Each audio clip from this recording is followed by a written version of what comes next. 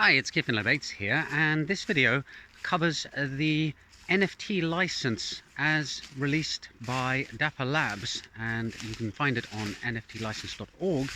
And the reason I'm talking about it is because Anthony Day posted about a rapper, whose name I cannot remember, who sold part of his ownership of a record company using an NFT, much to the ire of his co-company owners.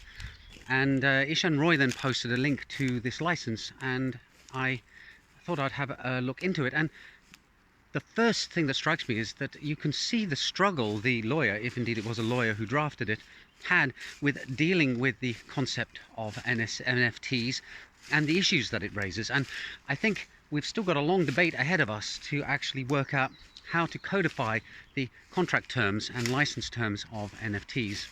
But on the plus side, at least the debate is being had and progress is being made. Now, there's one thing that particularly jumped out when I looked at the NFT license clauses, and that was the one on the maximum gross revenue that you can make off the artwork that the NFT you have is associated with. So to recap quickly, you have an NFT, that's an entry on a blockchain with a clearly defined owner, and it typically has some a URL in it that points to some metadata and possibly some artwork data that's sitting on another server. It's very rare for NFTs to actually encapsulate the data for the artwork that they represent. It's usually off the chain somewhere else. And the clause about the revenue says that you're not allowed to make more than $100,000 a year gross with the artwork when you are the owner of the NFT. So it's neat that they're tying the artwork to the NFT, that they're trying to codify a contract that explains what rights you as the owner of an NFT representing, for example, a CryptoKitty, actually have. And it's neat that they allow the owner to exploit the artwork and make some money off it.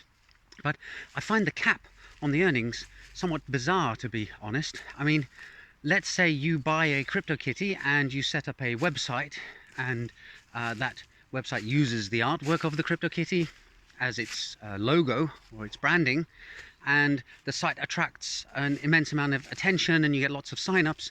Does the revenue made from people paying a subscription, for example, count towards the exploitation of that CryptoKitty? And secondly, how can you cap your gross revenue?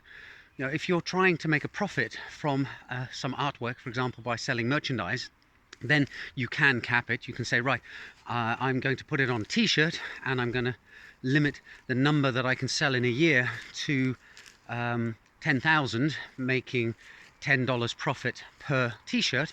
That works out fine. But what about other incidentals? What about things where it's hard to peg the amount of money you made to that art piece in particular, like the website with the branding that I referred to, for example?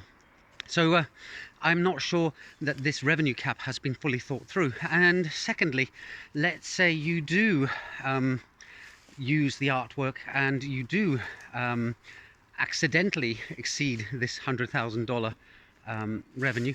What do you do with the money? Are you supposed to stuff the dollar bills in an envelope and send them to Dapper Labs? The contract doesn't explain how you're supposed to remedy the situation where this goes wrong. So as I said, I think this cap is kind of bizarre, and I'd love to know the reason why Dapper Labs felt that it was necessary. Anyway, just a quick look at the NFT license provided by the company behind Flow and the CryptoKitty phenomenon. I hope you found it interesting and it gave you something to think about, and I'll see you in the next video soon. Bye for now.